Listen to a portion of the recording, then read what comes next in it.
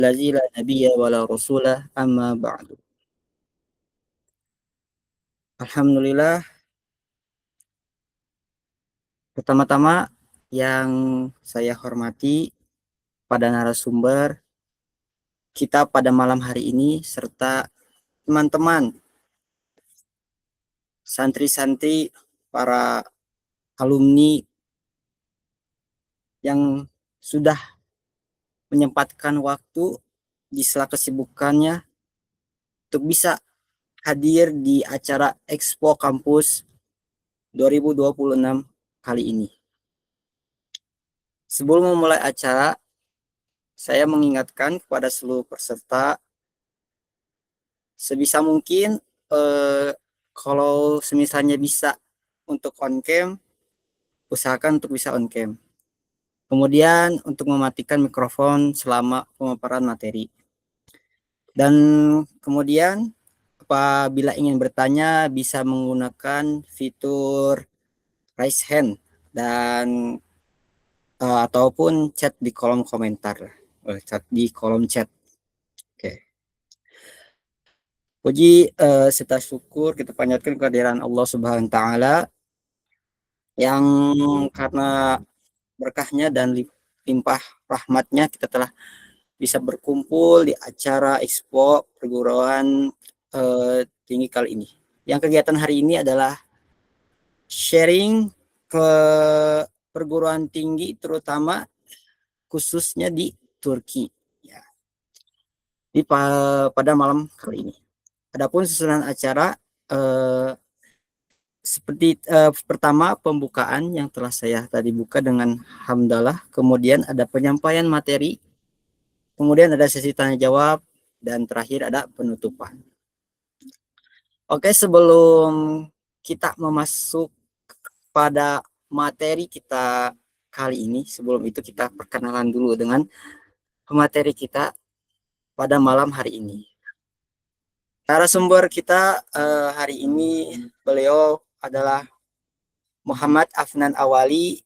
Beliau saat ini sedang menempuh pendidikan S1 di Dokuz Eylül University, Izmir, Turki. Pada jurusan Maritim Business Administration sejak tahun 2023. Oke. Kemudian dalam dunia organisasi beliau sangat aktif di Perhimpunan Pelajar Indonesia atau PPI, bukan pesantren-pesantren Islam ya, tapi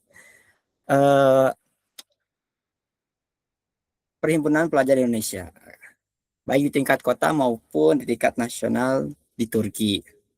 Dengan beberapa posisi seperti berikut, yaitu dari Sekretaris Jenderal Legislatif PPI Turki, kemudian Kepala Departemen Akademik dan Strategis PPI Izmir, serta Kepala Departemen Akademik Mahasiswa PPI Turki. Selain itu, beliau juga menjabat sebagai Vice President di Terdepan Institute dan aktif dalam berbagai kegiatan internasional seperti model United Nations serta Forum Kepemudaan Asia Tenggara.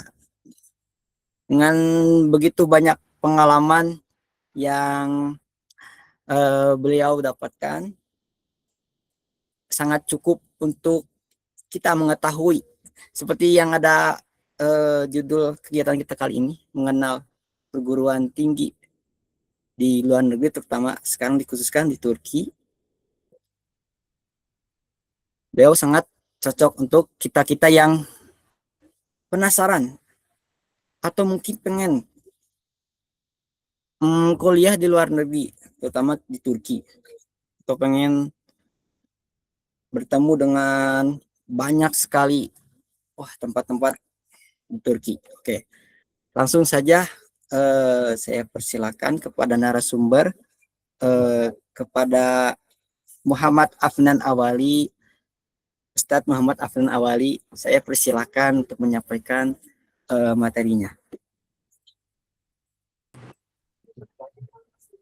Baik, saudara Ikhwan, atas Share waktunya screen. boleh di share screen dulu. Oke, Kita reset. Baik, bismillahirrahmanirrahim. Assalamualaikum warahmatullahi wabarakatuh. Waalaikumsalam warahmatullahi wabarakatuh. Alhamdulillahil qawi sultanu al-wadihil burhanu al-mabsuti fil wujuhi karramahu wa ihsanu. Asyhadu an la ilaha illallah wahdahu la syarika lah. Wa asyhadu anna Muhammadan abduhu wa rasuluhu la nabiyya wa la rasulahu ba'dah.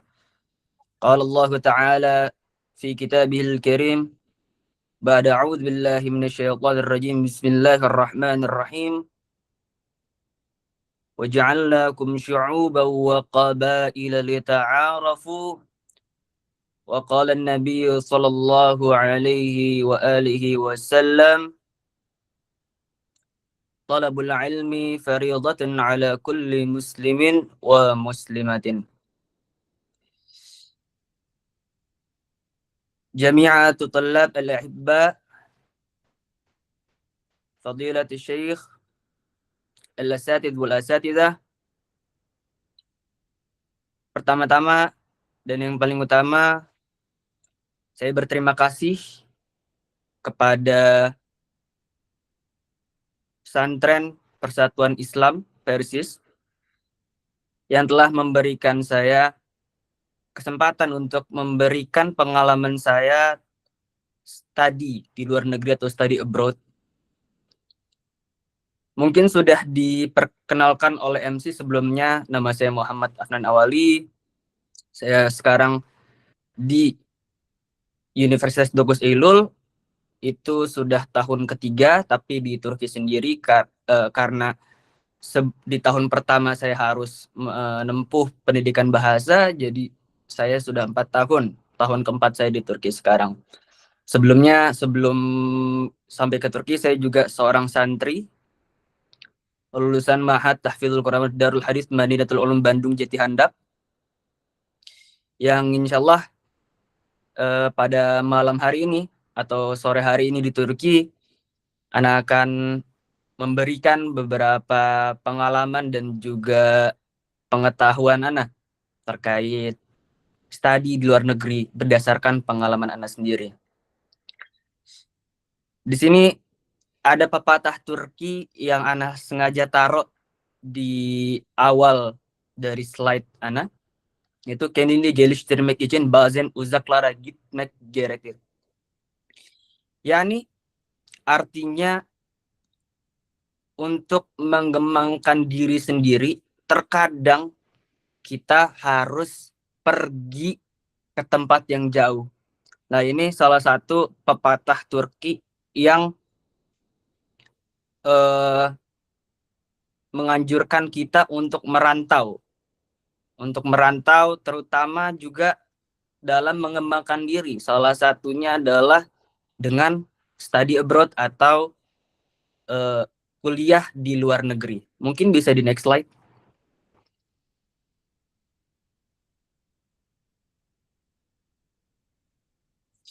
Ya teman-teman, pendidikan di Turki memang ada sedikit perbedaan dalam sistemnya dengan pendidikan di Indonesia.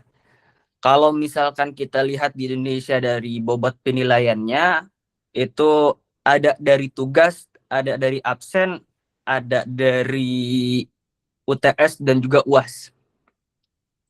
Dan juga mungkin ada beberapa dari keaktifan di kelasnya.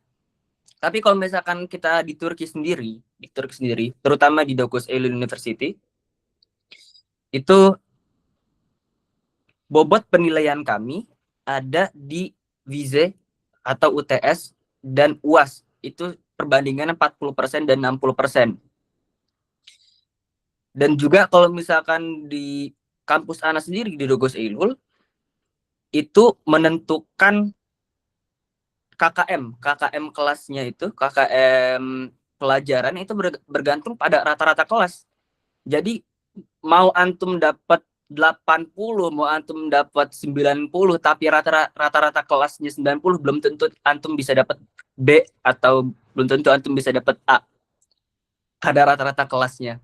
Nah, itu salah satu hal yang membuat pendidikan di Turki itu menjadi sebuah tantangan bagi terutama di Dokus Eilul sendiri ya, menjadi tantangan bagi teman-teman dari Indonesia. Mungkin ada beberapa universitas juga yang sudah menetapkan KKM-nya di 65 ya, 65 atau di 60. Tapi kalau misalkan di Dokus Eilul sendiri, KKM-nya tergantung dari rata-rata kelas.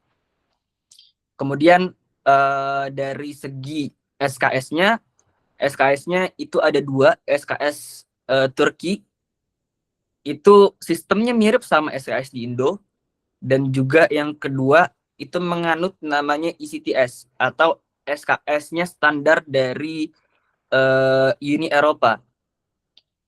Yang membuat perbedaannya di sini adalah dari segi bobot penilaiannya, dari segi banyaknya SKS. Kalau misalkan kita lihat dari ECTS itu bisa keluar angka 5 atau 6 SKS-nya.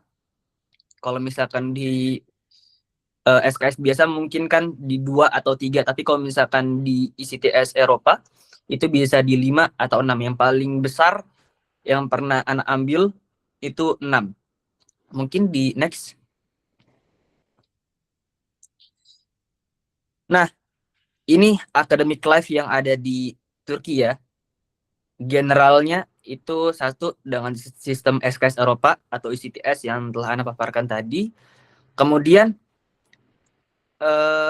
dari penilaian akhir untuk S1 terutama ya. Untuk S1 itu kita nggak ada skripsi.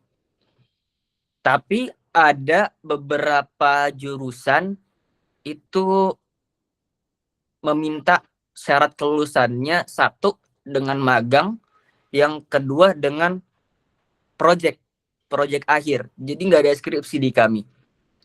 Adapun yang berkaitan dengan skripsi atau tesis, itu mungkin hanya sekedar kita diminta bikin jurnal. Yang kemudian di Turki itu nggak ada BEM, teman-teman. Dahulu ada, sebelum tahun 2016, adanya BEM mahasiswa. Tapi semenjak 2016 terjadi kudeta ya di Turki, yang akhirnya BEM di universitas di Turki itu ditiadakan dan dilarang. Kemudian juga beberapa universitas di Turki semenjak tahun 2016 itu ditutup karena terafiliasi dengan jaringan pemberontak kudeta yang kita sebut dengan veto. Kemudian di sini ada lingkungan internasional. Lingkungan internasional di sini karena memang Turki menjadi salah satu destinasi studi untuk orang-orang dari seluruh dunia ya. Karena pertama dari segi pendidikannya murah, yang kedua dari segi kehidupannya juga mungkin nggak jauh berbeda dengan Indonesia. Terus ada juga dari segi pemandangan ya, destinasi wisata juga bagus gitu loh kalau misalkan di Turki. Apalagi bagi teman-teman yang suka dengan sejarah, mungkin teman-teman sudah hatam lah ya dengan sejarah Utsmani, bagaimana perkembangannya Utsmani dari awal sampai runtuh, yang sempat menaungi 3/4 dunia dengan Panji Islamnya. Terus kemudian ada juga peluang besar untuk pertukaran pelajar ke Eropa atau Erasmus. Jadi teman-teman, kalau misalkan di Turki ini peluang kita untuk dapat Erasmus itu mudah. Syaratnya adalah dari segi IPK. IPK itu paling minimal untuk bisa Erasmus itu hanya 2,2. Yang kedua adalah tes bahasa Inggris. Tes bahasa Inggrisnya ini diadakan oleh kampus. Jadi kita nggak perlu TOEFL lagi. Nggak perlu TOEFL. Dan tes bahasa Inggris yang dari kampus itu kalau misalkan kita komparasikan dengan soal-soal yang ada di IELTS ataupun TOEFL itu jauh lebih mudah. Ibarat kata seperti ujian bahasa Inggris yang ada di SMP ataupun SMA, kurang lebih seperti itu. Karena persaingannya juga sedikit, dan kalau misalkan kita punya kelebihan, dengan orang Turki, kalau misalkan bisa saya sebut adalah orang Turki itu jarang ada yang bisa bahasa Inggris. Dalam artinya bukan jarang tapi sedikit persentasinya daripada masyarakat Indonesia. Setidak bisanya bahasa Inggris orang Indonesia setidaknya masih bisa paham. Tapi kelemahan orang Indonesia adalah tidak mau untuk berbicara dengan bahasa Inggris itu sendiri. Tapi kalau misalkan di Turki, karena mereka punya jiwa nasionalis yang tinggi, jadi mereka sulit untuk mengeksplor bahasa baru. Dan juga terlalu apa ya, ya rasa cinta tanah air itu tinggi. Makanya rata-rata orang atau pelajar yang daftar Erasmus itu rata-rata mahasiswa internasional. Ini kemudian ada satu hal juga yang ingin saya sebut, karena tidak ada BEM, hanya ada klub. Jadi klubnya ini ya seperti perkumpulan mahasiswa, seperti hima lah, seperti hima, tapi memang tidak terikat dengan peraturan-peraturan seperti ADRT dan lainnya, yang sifatnya ya hanya menghimpun aja, membuat event ataupun membuat seminar. Kalau misalkan di fakultasnya Ana, fakultas pelayaran, itu mengadakan hari karir, ya, mendatangkan alumni-alumni yang sudah menjadi contohnya presiden director ataupun menjadi manajer ataupun yang punya perusahaan di bidang maritim atau di bidang pelayaran, datang kemudian membagikan pengalaman mereka dan juga memberikan peluang untuk mahasiswa untuk magang, karena di fakultas Ana sendiri kita ada magang wajib 2 tahun. Kemudian next ya, sekarang Ana ingin memperkenalkan memperkenalkan Univ Ana sendiri, Dogus Eylul University. Dogus Eylul itu kalau misalkan kita lihat di Indonesia, kita komparasikan mungkin seperti Brawijaya lah, masuk dalam top 10 universitas negeri di Turki. Ini Universitas Dogus Eylul ini berdiri sejak tahun 1982, yang sebelumnya bagian dari Ege Universitesi. Jadi di Izmir itu, oh ya, sebelum Anda menjelaskan lebih jauh terkait Dogus Eylul, jadi Dogus Eylul ini terletak di kota Izmir, kota terbesar nomor 2 di Turki. Di sini kotanya adalah kota pelabuhan dan juga kota bisnis. Kalau misalkan kita compare ke Istanbul, mungkin 11-12, tapi lebih banyak aktivitas bisnis ataupun aktivitas pelayaran itu ada di Izmir, karena di kami ada pelabuhan terbesar dan tersibuk nomor 2 di Turki, yaitu Alsancak Port. Di tahun 1982 akhirnya Fakultas Kedokteran, Fakultas Hukum, dan juga Fakultas Ekonomi itu memisahkan diri dari EG Univ. Jadi di Izmir ada 2 univ lama dan besar. Yang paling top itu ada EG Universitesi dan juga Dogus Eylul Universitesi.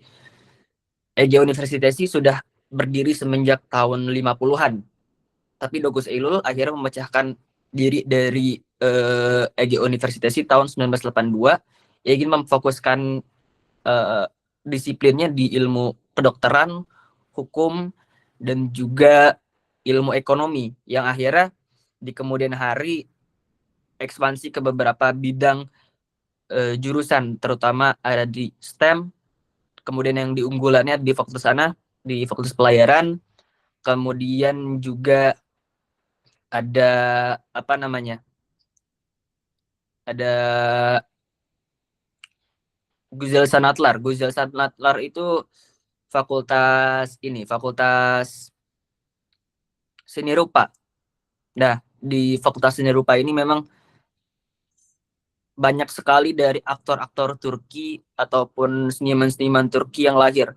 Dan juga dari fakultas hukum Dogus Eylul ini juga banyak juga para advokat dan juga para politisi Turki lahir dari fakultas tersebut. Mungkin di next slide. Ini salah satu alumninya. Mungkin teman-teman bisa mengenali dari wajahnya, yaitu Engin Altan Duziatan, aktor ternama sutradara, lulusan 2001 dari Fakultas Seni Rupa jurusan Teater Dogus University. Beliau, kalau misalkan teman-teman nonton dari series Turki, ada namanya Ertuğrul atau tulisan Ertugrul. Beliau adalah yang memerankan Ertuğrul Gazi pada series tersebut. Dan ini salah satu lulusan terbaik juga dari Dogus Eylül Universitas. Kemudian bisa di next slide. Yang kemudian adalah Bulan Inal. Kalau teman-teman juga pernah nonton Pai Tahdizi Abdul Hamid, beliau yang memerankan Abdul Hamid.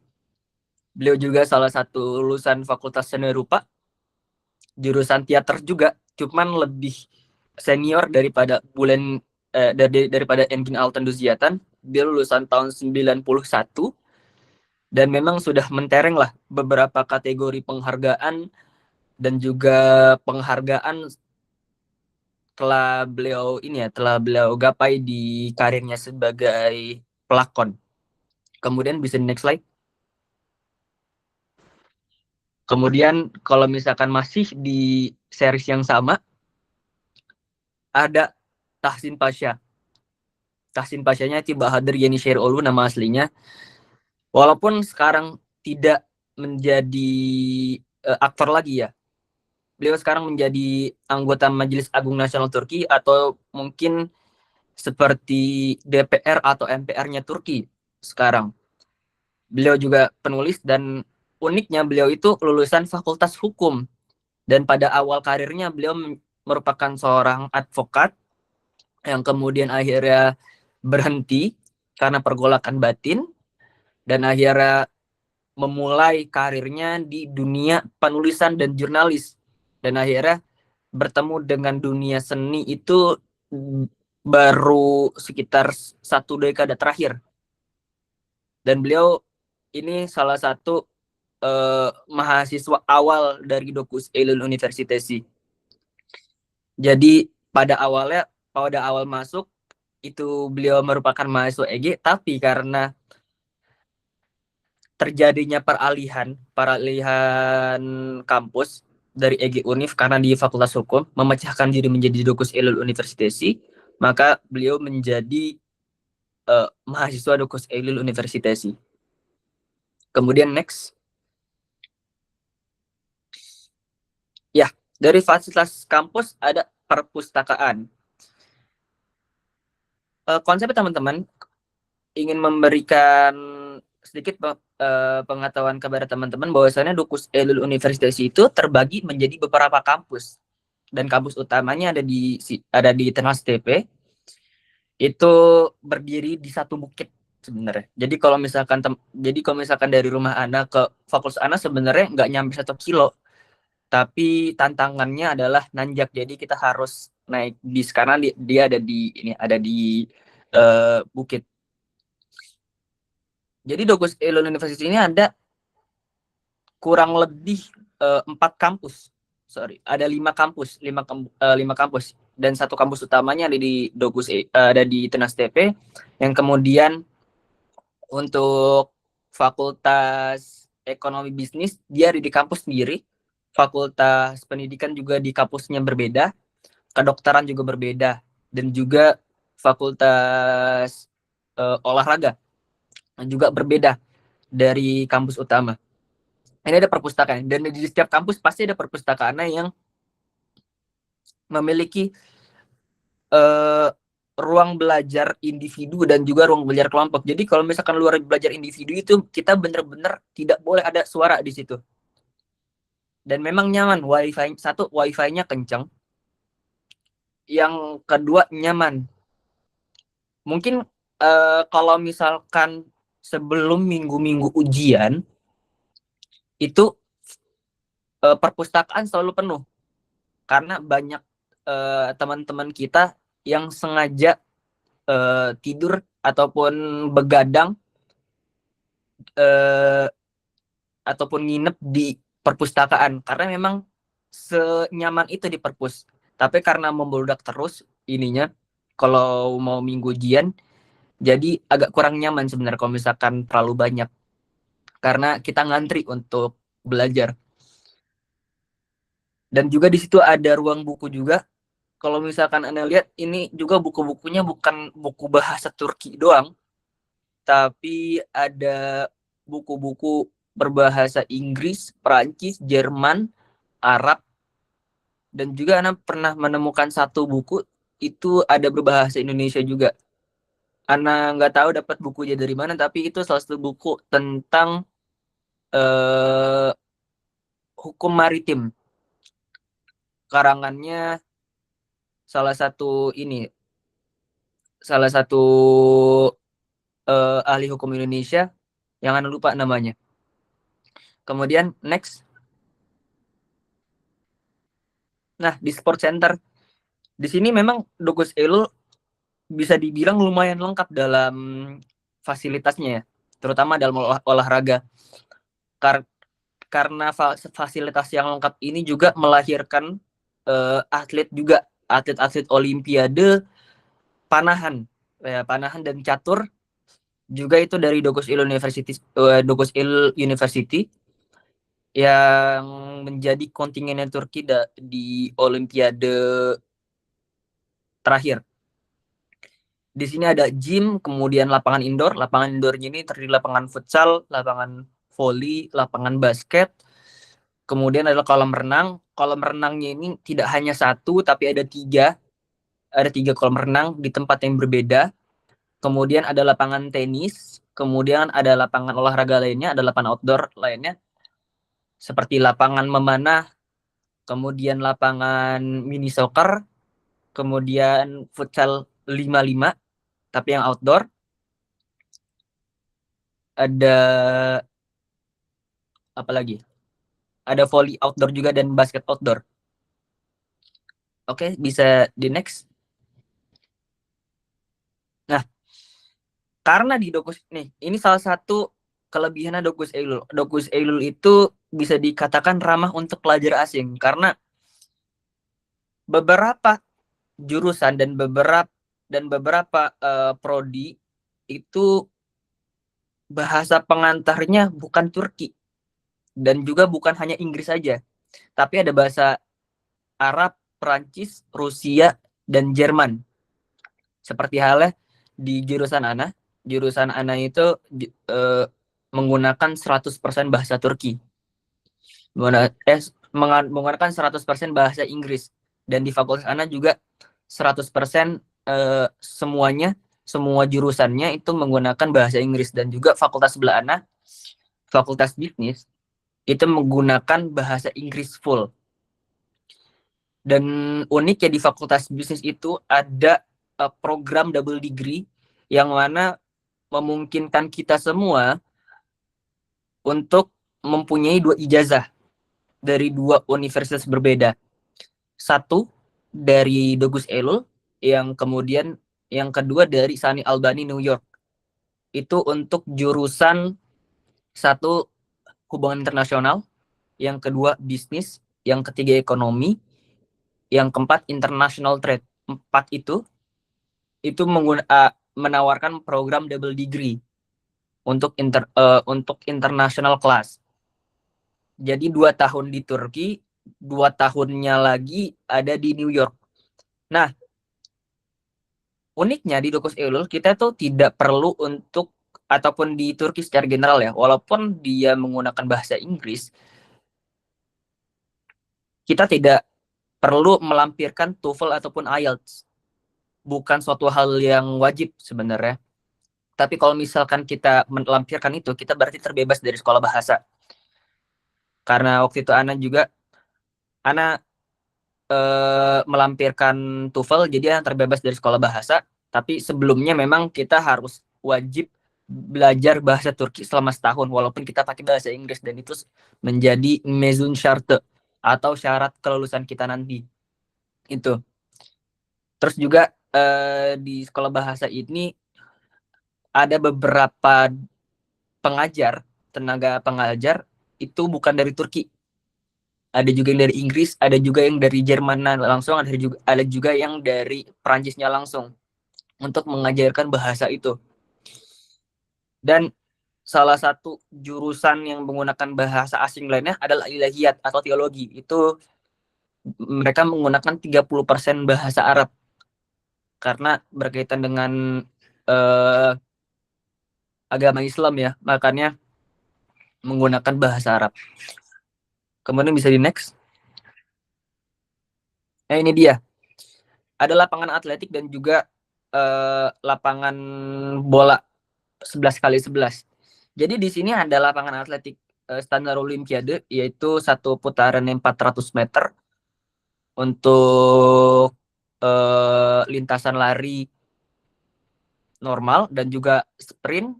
Kemudian ada lompat jauh, itu mungkin kepotong di gambarnya. Ada untuk lompat jauh dan juga untuk lompat gala untuk track atletiknya. Makanya yang Ana bilang di Dokusil itu sangat mendukung ya mahasiswanya untuk berkreasi di luar akademiknya, terutama di bidang olahraga. Kemudian next. Ini juga salah satu halnya yang sangat mendukung di Dokus Eilul, itu klinik dan rumah sakit. Jadi kalau misalkan di main kampus di Tenas TP itu ada satu klinik poliklinik, itu untuk konsultasi kesehatan ataupun kalau misalkan kita sakit hanya demam ataupun sakit biasa itu bisa pergi ke sana.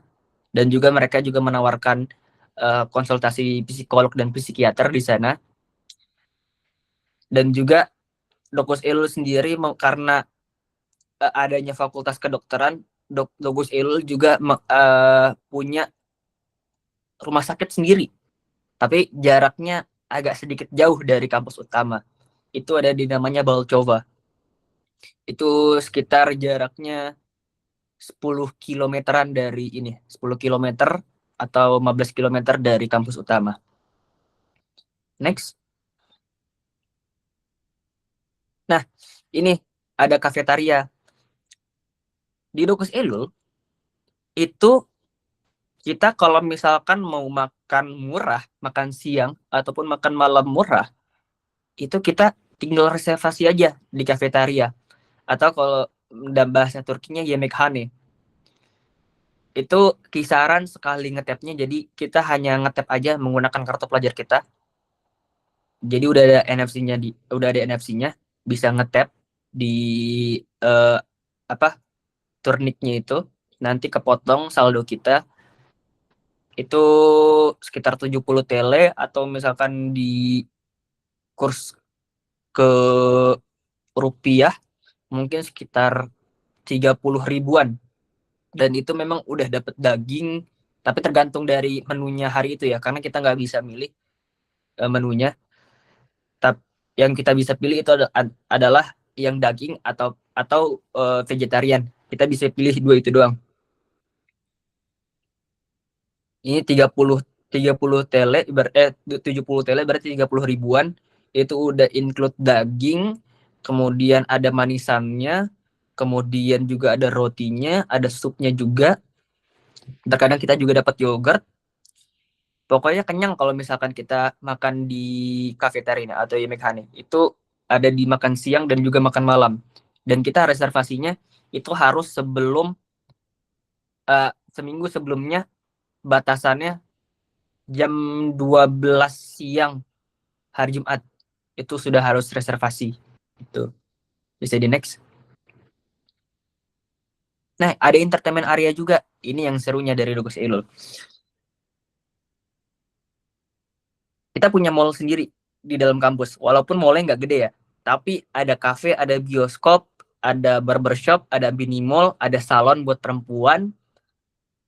Kemudian juga mungkin teman-teman bisa lihat ada apa aja di dalamnya. Ada Burger King juga. Dulu ada Starbucks, cuman akhirnya karena diboykot Starbucksnya, jadi Starbucksnya udah ditutup.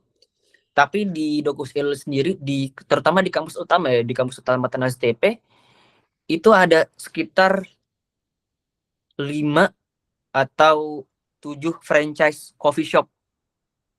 Kayak contohnya yang terkenal di Turki ada Tak, kemudian juga ada KW Dünyası. Itu ada di Dogus Eylül. Karena mendukung mahasiswanya agar tidak terlalu mumet dengan akademik, maka kita sediakan juga entertainnya, yaitu berupa coffee shop, kemudian juga bioskop dan lainnya. Dan uniknya, kalau misalkan kita menjadi bagian dari klub kemahasiswaan, itu biasanya mereka memberikan diskon sekitar 10-20%. Contoh, Ana sempat menjadi koordinator internasional di klub kemahasiswaan Fakultas Pelayaran. Itu kalau misalkan Ana mau jajan di Tak Coffee Shop, itu dapat diskon sekitar 15%. Itu enak ya di Dogus Eylül University, dan juga punya advantage sebagai mahasiswa yang aktif di organisasi kampus. Itu enaknya. Kemudian bisa di next. Nah, ya, ini program studi ya. Ini mungkin Ana akan sebutkan program studi yang mungkin tidak umum di Indonesia. Salah satunya adalah Maritime Business. Maritime Business ini jurusan Ana sendiri. Ini salah satu program unggulan juga di Dogus Eylül. Mempelajari bisnis yang berkaitan dengan dunia pelayaran, bukan hanya berkaitan dengan kapalnya juga, tapi juga dengan transportasi intermodanya, seperti di pelabuhannya, kemudian juga untuk negosiasi kapal, nge-charter kapal, sewa, ataupun menjadi pialang kapal. Itu salah satu prospek pekerjaan adalah pialang kapal atau ship broker, kemudian juga port manager atau manajer pelabuhan, kemudian juga ada freight forwarder, yaitu yang mengurus kargo dari satu negara ke negara lainnya. Kalau misalkan teman-teman tahu DHL, itu salah satu bentuk freight forwarder konvensional yang ada di dunia, yang terbesar juga salah satunya. Tapi kalau misalkan ada freight forwarder yang lainnya, itu berkaitan dengan barang-barang yang bentukannya masih mentah, kayak misalkan jadi intermediary untuk barang-barang seperti halnya minyak ataupun batu bara misalkan. Salah satu di Indonesia yang paling banyak itu freight forwarder di bidang batu bara. Kemudian ada Ilahiyat. Ilahiyat ini adalah Fakultas Teologi. Nah, ini juga kampusnya juga beda dari kampus utama nih.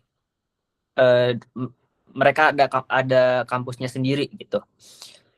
Uniknya teman-teman, kalau misalkan di Indonesia itu jurusan-jurusan agama itu terpaut pada satu universitas yang mengkhususkan dirinya untuk pelajaran-pelajaran diniyah.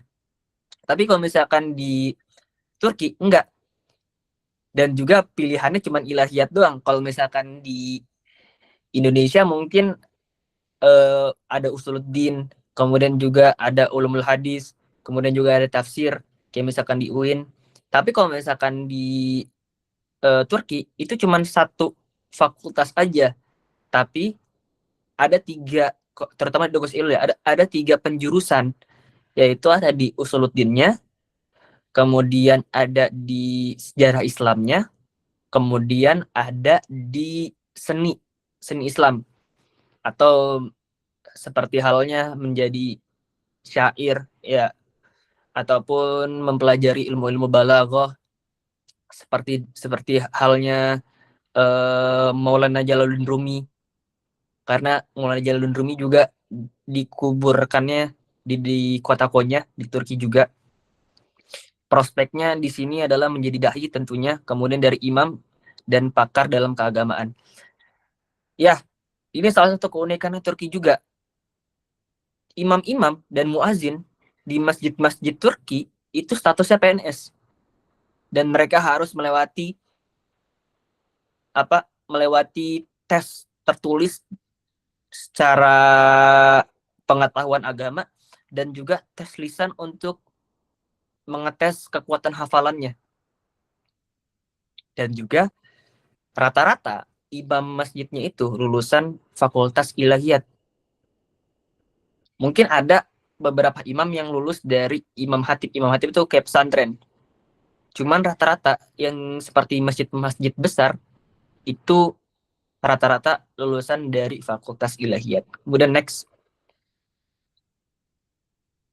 ada juga ekonometrik. Nah, ini ekonometrik ini fokusnya kepada matematika ekonomi. Jadi untuk memperhitungkan atau nge-forecast ekonomi dan juga menganalisa ekonomi. Mungkin salah satu ekonometrik yang terkenal di Indo, Prof. Ferry Latuhihin ya. Beliau di Belanda belajarnya. Nah, ini juga merupakan salah satu program unggulannya juga di Ekonomi, Fakultas Ekonomi Dokus Il University. Kemudian ada Nanoscience dan Nano Engineer. Ini program khusus untuk pasca sarjana, menggabungkan antara medis, teknik, dan biologi. Biasanya yang untuk nanoscience ini, mereka itu kerjanya, prospeknya untuk menjadi peneliti ataupun ya menjadi akademisi, jadi ilmuwan di bidang nanoscience.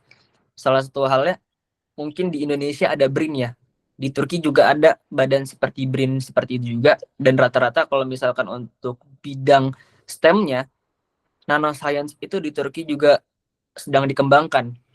Karena mereka membuat obat-obatan tersendiri, kemudian di bidang pertahanan yang juga ada penggunaan nanoscience dan lain sebagainya. Kemudian next. Oke. Kemudian ada admission. Ini pendaftaran kampus di Turki itu generalnya ada dua. Pertama Tereos. Itu ujian tertulis. Ujian tertulis itu kalau di Indonesianya diselenggarakan oleh Yunus Emre Institute. Mungkin bisa dicari nanti oleh teman-teman untuk ujian Tereosnya. Biasanya itu ada di bulan September atau Januari. Kalau anak nggak salah ingat. Ya, ada di September atau Januari. Dari September sampai Januari. Ada beberapa gelombang memang Tereos. Kemudian ada seleksi berkas. Nah, tapi seleksi berkas ini nggak semua kampus menyediakan seleksi berkas. Jadi paling amannya memang kita harus ikut ujian Tereos. Dan biasanya dari setiap negara itu disediain kuota dari Kementerian Pendidikan Tinggi Turki. Udah disiapin kuota per negara di univ ini sekian. Dari Indonesia di univ ini berapa gitu. Untuk jurusan ini tuh kuotanya berapa. Nah, ini setiap seleksi ini bisa di halaman DU-YOS itu untuk penerimaan admisi mahasiswa luar negerinya dari Dokus Eylül Universitesi. Mungkin bisa di next. Nah, tips and trick sebelumnya. Ini ada tips and trick untuk IOS ya, ujian tertulisnya. IOS itu isinya apa aja sih? IOS itu isinya ada ada tiga materi. Pertama, matematika dasar, kemudian matematika yang lebih menjurus ke geometri, itu ada 30 soal geometri, kemudian 30 soalnya lagi ada di penalaran logika seperti tes psikologi. Nah, total soru atau soalnya dari Terios ini ada 90 soal yang terdiri dari 3 elemen tersebut. Maka teman-teman, kalau ingin ikut ujian Terios, maka perkuat 3 soal ini. Dan jujur, rasanya Terios itu tingkat kesulitannya lebih rendah daripada SBMPTN sebenarnya. Tidak terlalu sulit sebenarnya. Tapi memang karena banyaknya ikut Tereos, maka kita berebutan nilai tertinggi. Akhirnya kan dari kita dapat ujian Tereos, terus kemudian kita apply ke masing-masing univ. Itu setiap univ kan akan ngeliat, anak ini lebih tinggi nih, walaupun sama-sama nilainya passing grade-nya ada, tapi yang mana yang lebih tinggi. Kemudian untuk tips and trick berkas, ini perbagus nilai, jangan sampai ada nilai yang menyentuh angka 6, paling minimalnya 7,5 atau 75. Kemudian jurusannya harus sesuai dengan apa yang kita ambil, peminatannya di SMA. Kemudian sering-sering cetak prestasi akademik maupun non-akademik. Nah ini, jadi seleksi berkas itu biasanya ada di gelombang 2 pendaftaran. Biasanya gelombang pertama itu Tereos, kemudian kontenjan ataupun kuotanya masih ada, maka dialihin ke seleksi berkas. Nah ini juga sama-sama Hunger Game juga ini, sama-sama kita ngur bangku kuliah juga. Karena kenapa? Karena universitas akan ngelihat seberapa berharganya kita. Kalau misalkan akademiknya bagus, terus ada teman kita akademiknya juga bagus, tapi kita lebih unggul, kita ada prestasi non akademik ataupun prestasi akademik yang ada sertifikatnya, itu insya Allah jauh lebih mudah. Kayak contohnya Ana ketika mendaftarkan diri ke Dokus Eilul itu menggunakan berkas nilainya alhamdulillah tidak ada yang menyentuh angka 7, paling kecil itu di 8. Tapi ada satu keunggulan yang Ana taruh di situ. Satu, sertifikat ke jurnas taekwondo. Kemudian yang non akademik dan akademik tapi tidak berhubungan dengan formal, itu ada sertifikat juara 3 Musabaqah Qiratul Kutub atau baca kitab se-Jawa Barat. Itu anak lampirkan juga di situ di pendaftarannya, dan alhamdulillah diterima oleh Dokus Eilul University. Sebenarnya anak mendaftarkan diri ke Dokus Eilul itu 3 kali. Sebenarnya anak ingin daftar Dokus Eilul itu di jurusan HI, tapi karena belum dapat HI mulu, akhirnya 3 kali yang ngedaftar, 3-tiganya anak dapat jurusan maritim bisnis. 3-tiga dapat maritim bisnis. Akhirnya memutuskan memang udah rezekinya di maritim bisnis, dan juga sepertinya sangat berpengaruh di Indonesia jurusan ini, mengingat juga Indonesia juga negara kepulauan. Makanya Ana dengan senang hati melanjutkan Dokus Eilul dengan jurusan maritim bisnis. Kemudian next. Ya, ini untuk beasiswanya ini fully funded kalau misalkan dari pemerintah Turki sendiri. Kalau misalkan Ana tidak beasiswa, non beasiswa, tapi mandiri. Tapi dari pemerintah Turki ada juga. Itu namanya Türkiye Bursları untuk ilmu umum dan TDW, Türk Diyanet Vakfı untuk ilmu agama. Itu dibuka dari setiap akhir tahun dari bulan November, Desember, paling akhir tuh di Februari atau Januari. Pokoknya lihat aja di di Google YTB Scholarship, pantengin aja ininya, pengumumannya kapan dibukanya YTB, kemudian juga TDV untuk ilmu agama. Jadi teman-teman yang mau ngambil jurusan ilahiyat di Turki, kemudian ingin dapat beasiswa, maka ngapply-nya ke beasiswa TDV. Nah, ini 2 beasiswa ini itu terbuka untuk S1 sampai S3 dan semuanya fully funded. Untuk tips and triknya mirip-mirip dengan yang tips and tricks yang Ana berikan tadi, digabungkan antara Tereos dan juga berkas. Dan juga yang paling penting adalah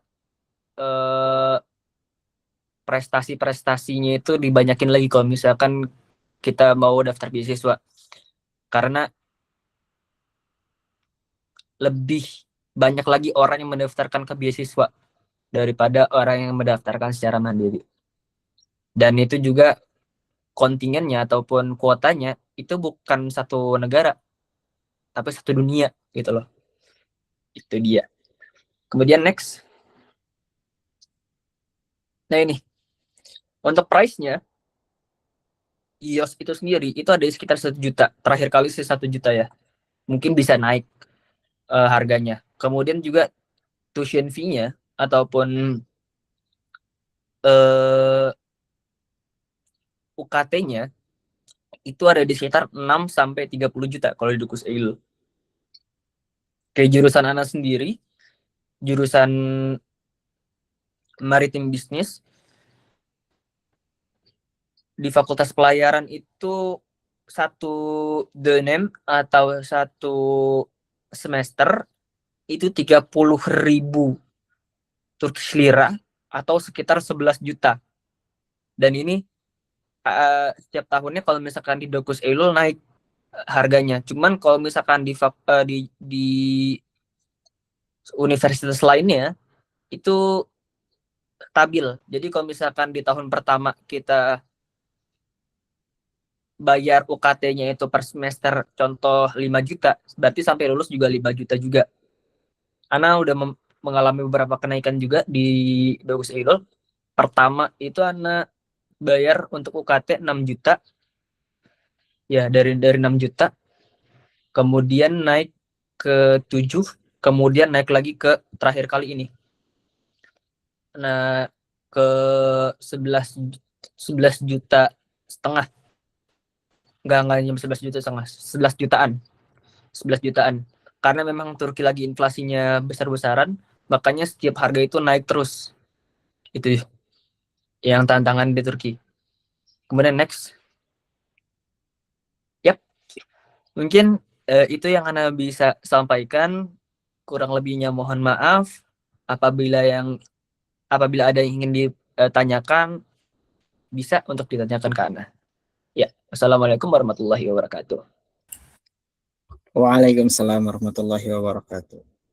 Jazakallah khair kepada Ustadz Ahmad yang telah menyampaikan informasi materi mengenai bagaimana studi abroad di Turki. Tadi beliau sudah menjelaskan mengenai universitas bagaimana di sana ada apa aja di bonus apa sih di universitas itu ada apa aja segi fasilitasnya maupun apa aja yang bisa jalur untuk masuk ke universitas itu. Oke, langsung saja teman-teman kita masuk ke sesi tanya jawab. Jika ada teman-teman yang ingin bertanya mengenai tadi yang telah disampaikan oleh Ustadz Afnan, boleh gunakan fitur raise hand. Oke, silakan kepada Mujahid Al-Islam, boleh. Baik, sebelumnya perkenalkan nama saya Mujahid Islam Al-Faruq. Untuk pertanyaannya, bagaimana lingkungan atau pergaulan di Turki sendiri yang notabene adalah negara liberal, dan bagaimana Ustadz menjaga pergaulan di sana? Gitu. Untuk pertanyaan awal itu, dan untuk pertanyaan kedua, step-step untuk mendapatkan detailnya mendapatkan beasiswa YTB yang tadi terakhir disebutkan. Terima kasih.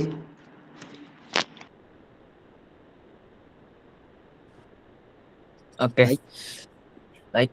Langsung aja jawab ya. Jadi untuk pertanyaan pertama, bagaimana dari segi pergaulan di Turki, walaupun Turki itu negara.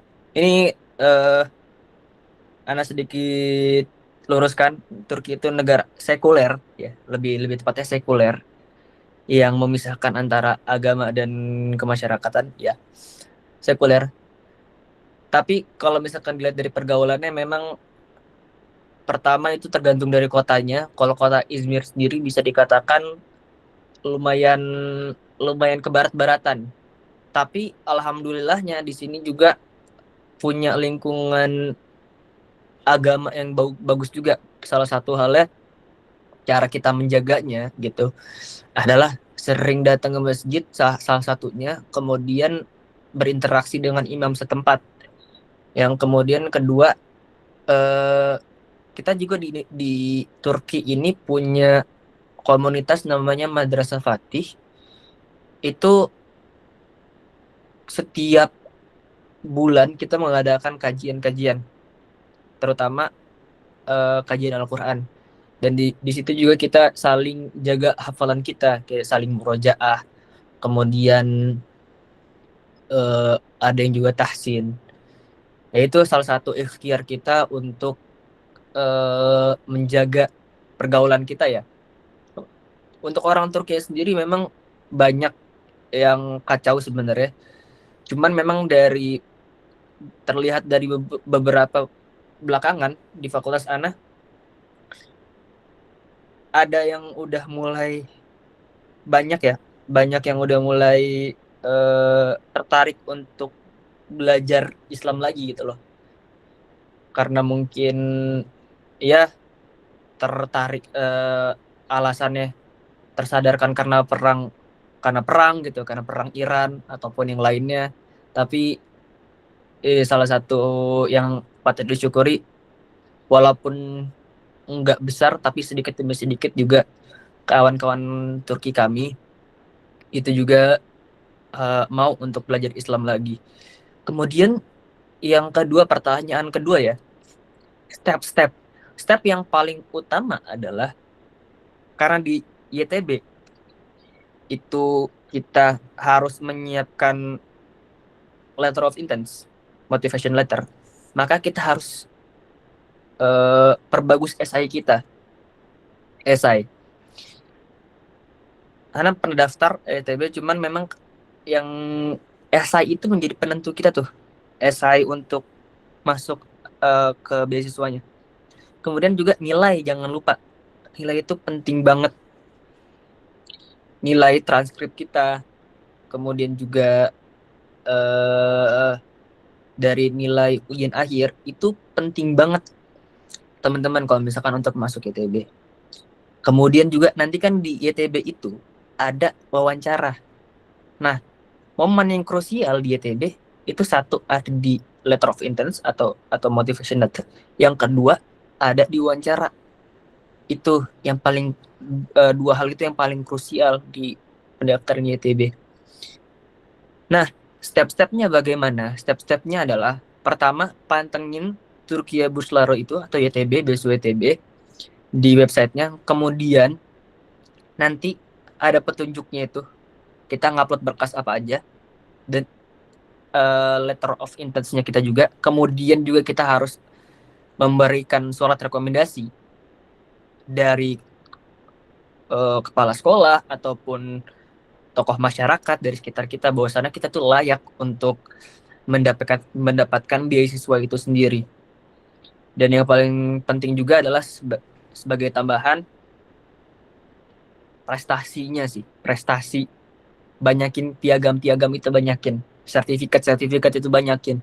Selama masih ada waktu, selama masih ada kesempatan untuk berprestasi, memenangkan piagam, itu lampirkan kayak misalkan OSN atau misalkan cerdas cermat dan yang lainnya, itu perbanyak teman-teman.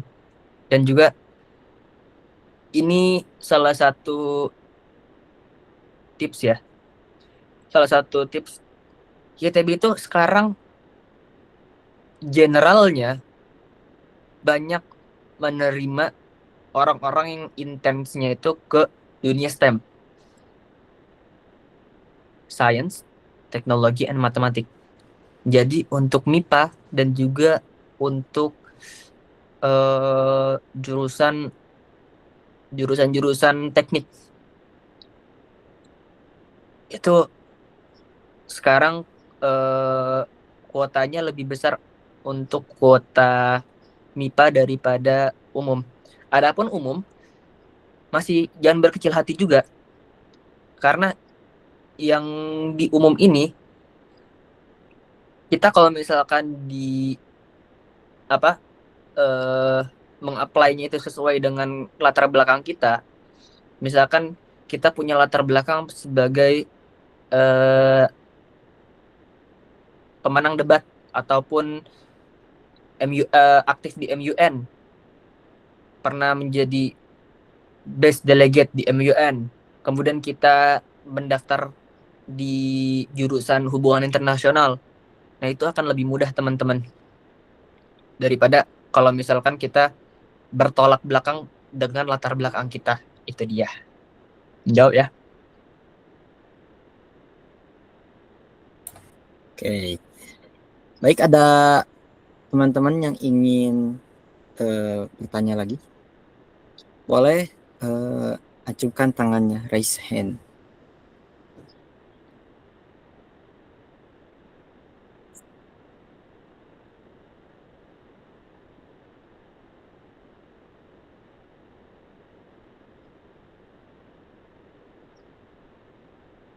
Oke, sebelumnya Ustaz, ini ada pertanyaan titipan. Bagaimana sih kita beradaptasi cepat di Turki, terutama dari segi bahasanya? Nah, cara kita beradaptasi cepat dengan Turki ya, terutama dari segi bahasa dan budaya. Ini agak sedikit lucu teman-teman, ada cerita lucu. Dari segi budaya termasuk juga makanan. Jadi 2 minggu pertama Ana di Turki, itu Ana langsung masuk rumah sakit. Karena Ana pertama kali tinggal di asrama. Dan di asrama kita harus makan makanan asrama. Itu Ana masuk rumah sakit karena muntah-muntah terus. Dan juga karena suhunya waktu itu, ketika mungkin Ana tinggal di Jakarta, ya, Ana tinggal di Jakarta, mondok di Bandung, tinggal di Jakarta, terus ke Turki itu bulan Oktober atau September, belum terlalu tiris, cuman gimana ya, udah mulai nusuk lah gitu, udah mulai nusuk karena perbedaan suhu. Even kalau misalkan kita di Bandung pagi-pagi kita udah mulai tiris pisan, nah datang ke Turki pas lagi bulan Oktober, ngerasain gimana tuh tirisnya di Turki. Itu 2 minggu pertama memang harus ada ini ya, pembiasaan cuaca dan juga makanan, apalagi yang tinggal di asrama. Harus sering-sering minum vitamin C dan juga jaga kesehatan, suplemen kesehatan dan lainnya. Kemudian untuk dari segi budaya, ya, karena 2 minggu pertama tadi dengan segi makanan yang berbeda dengan Indo, Ana langsung masuk rumah sakit, dirawat 3 hari di rumah sakit karena kaget dengan suhu, kaget dengan makanan. Kemudian yang kedua, dari bahasa gimana nih, terutama dari budaya bahasa. Sebenarnya trik yang gampang itu adalah di tahun pertama kita tinggal di asrama teman-teman, karena kita akan ketemu dengan orang Turki, nyampur juga sebenarnya. Dan juga usahakan ngumpulnya jangan sama anak-anak Indo lagi, biasakan diri kita untuk ngobrol dengan orang Turki. Kayak misalkan Ana tahun pertama dan tahun kedua itu tinggal di asrama, sekamarnya pernah dengan orang Turki. Kemudian juga akhirnya keduanya naskamar dengan orang-orang dari Mesir dan juga Jazirah Arab lainnya juga. Dan akhirnya di situ ada pembiasaan bahasa karena kita mau nggak mau setiap hari kita harus ngomong bahasa Turki. Dan juga tips dari Ana sebenarnya itu adalah kita nonton film atau Dizi. Dizi itu series dalam bahasa Turki. Series menggunakan bahasa Turki. Kalau misalkan kita belum sampai levelnya untuk memahami semuanya, semua perkataannya, atau misalkan kita baru Tomer itu persiapan bahasa Turki di level A1 itu yang paling bawah banget. Itu teman-teman pede aja ngomongnya ke teman-teman Turkinya dengan kosakata atau kaidah-kaidah yang teman dapat dari kelas, langsung praktekin. Karena ini salah satu kelemahan orang Indonesia sebenarnya dalam berbahasa. Bukan hanya bahasa Turki, tapi juga bahasa Inggris dan juga bahasa Arab dan juga bahasa lain. Kita semua paham apa yang dibicarakan oleh mereka, tapi kita nggak mau ngomong. Kita malu untuk ngomong. Kita harus berani untuk menekan rasa malu untuk ngomong itu, untuk nge-explore dunia orang itu. Misalkan dunia Turki itu lebih jauh gitu loh.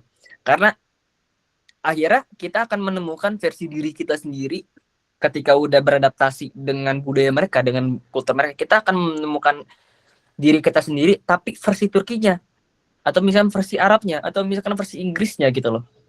Karena kita akhirnya punya karakter yang berbeda di setiap bahasa.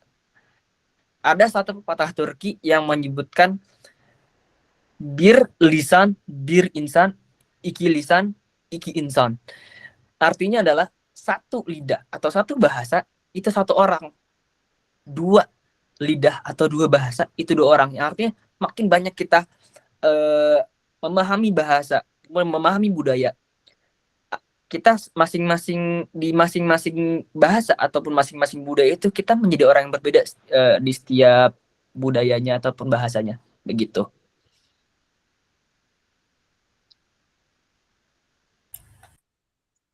Oke, Ya. terima kasih Ustadz. Oke, ada yang ingin bertanya lagi? Pak Mujahid, silakan boleh bertanya lagi. Izin bertanya lagi untuk untuk nanti saat kita memilih jurusan, jadi itu teh universitasnya bakal acak gitu atau tidak, jika kayak kita contoh mengambil jurusan hukum internasional, nanti kita ditempatkan universitasnya itu belum menentu atau gimana. Sama juga tambahan lagi untuk jika mandiri untuk biaya kehidupan di sana bagaimana gitu, berapa lah, sekitar berapa tesekur ederim. Oke. Rijaya Derim, untuk pertanyaannya, pertama dari pilihan jurusan. Jadi kita milih jurusan plus sama milih kampus juga kalau misalkan di ITB. Tapi kalau misalkan di Tereos itu setiap kampus itu dia ada ininya sendiri. Kalau misalkan mandiri ya, itu setiap kampus ada admissionnya sendiri, website admissionnya sendiri. Kalau misalkan di ITB itu kita milih beberapa jurusan plus juga dengan beberapa universitas. Jadi nanti mana yang dapat, apakah pilihan kedua ataupun pilihan ketiga. Begitu juga dengan universitasnya bisa pilihan kedua dan juga pilihan ketiga. Begitu. Saran Ana untuk pilihan tersebut, coba untuk research setidak-tidaknya itu ada 8 atau 9 universitas dan juga 9 jurusan yang ingin kita pelajari di Turki gitu loh. Bukan hanya sekedar satu atau dua. Oke, hukum internasional. Sedangkan di Turki ini generalnya hukum ya hukum. Fakultas hukum nggak ada jurusan hukum perdata, hukum segala macam. Tapi general di hukum. ketika masuk jurusan hukum di Turki, nanti penjurusannya itu di tahun ketiganya. Jadi bukan dari awal. Hukum kayak misalkan di Indonesia kan ada hukum tata negara, ada hukum pidana, kemudian ada hukum adat di universitasnya. Cuman kalau misalkan di Turki, dia hukumnya itu general. Jadi pilihannya adalah kalau misalkan mau ngambil hukum, berarti kita harus ngambil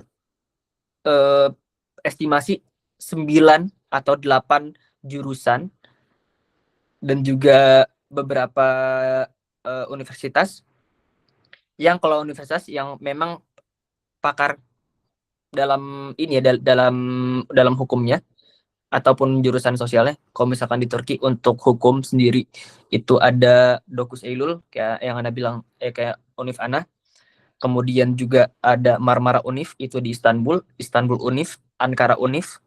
Kemudian juga ada HJTP, ada apa lagi? Ada Sakarya Univ yang topnya juga dan banyak lagi. Kemudian untuk biaya sehari-hari kalau mandiri. Oke, kita breakdown satu-satu. Pertama,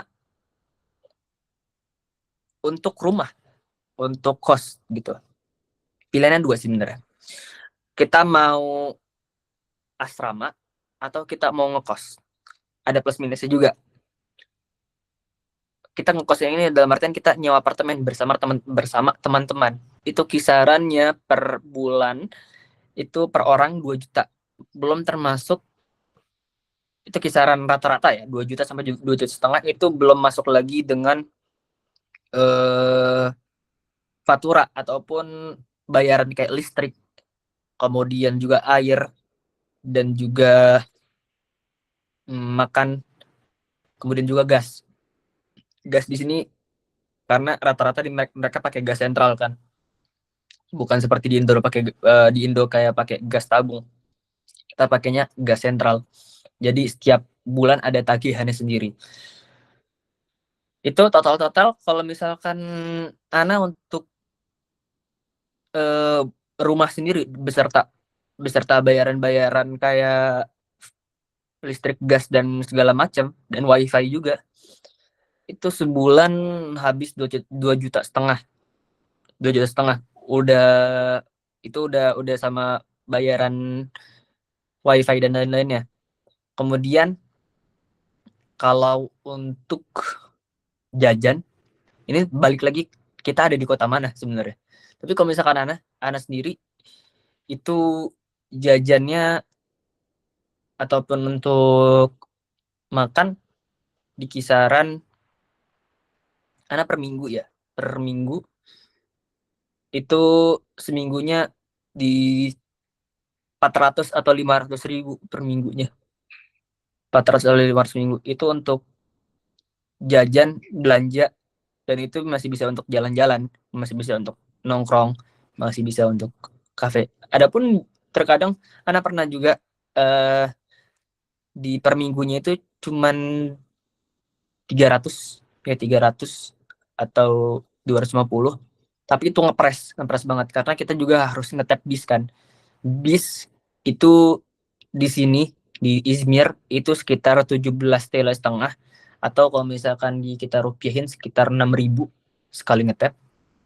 6.000, sedangkan kita taruh setiap hari ada 5 hari, setiap hari itu 2 kali ngetap, berarti kita ada keluar berapa tuh? Tadi 10 ada sekitar 10 kali ngetap per minggu, berarti kan 10 kali ngetap per minggu ada 60.000 keluar, berarti untuk transportasi 60.000 udah hilang aja tuh untuk transportasi. Jadi sisa duit kita kalau misalkan 250 ada sisa 140 untuk makan. Misalkan ayam sekilo itu di sini kan memang hitungannya satu ekornya itu per kiloan, bukan satu ekornya itu berapa, tapi ya kalau misalkan satu ekornya itu masih sama di Indonesia kayak di Indonesia, kiloannya sekitar 60 sampai 70 ribu. 60 sampai 70 ribu untuk satu ekor mungkin bisa untuk beberapa hari, untuk eh, 1 minggu bisa, 1 minggu bisa kalau misalkan kita sendiri makannya. Kemudian untuk nasi sekilo ini agak lebih mahal sedikit daripada Indonesia karena memang berasnya impor semua ya. Itu sekilo bisa 20 ribu, untuk beras sekilo tuh. Kemudian makanya paling aman menurut Ana seminggunya itu 500 sih, 500 berarti sebulan 2 juta. Total kalau misalkan mandiri itu ada di sekitar 4 juta setengah, ya 4 juta setengah, 4 juta setengah atau 5 juta lah itu untuk ke sehariannya, udah termasuk apartemen dan lain-lain. Kemudian dari segi asrama nih, kalau misalkan kita di asrama kita udah nggak mikir makan sebenarnya kan, kita nggak mikir makan, cuman memang asrama itu sekarang harga kisaran di 9.000 lira. 9.000 lira itu berarti sekarang, coba Ana lihat dulu di kurs hari ini. Di kurs hari ini 9.000 lira.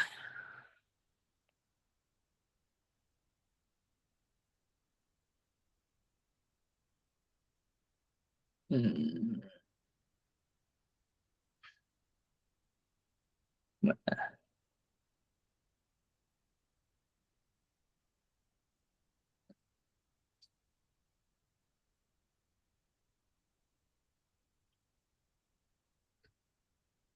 9.000 9.000 itu ada di 3.400.000 itu kalau di asrama.